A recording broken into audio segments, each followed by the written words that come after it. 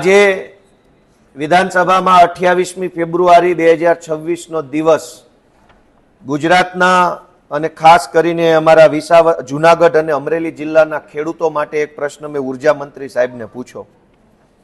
વાત એમ છે કે ઘણા વર્ષો પહેલા સરકારે ખેડૂતોને of grid solar pump installation આપ્યું સબસિડી વાળું. એટલે એ વખતે બહુ મોટી મોટી વાતો ગુજરાતની સરકારે કરી.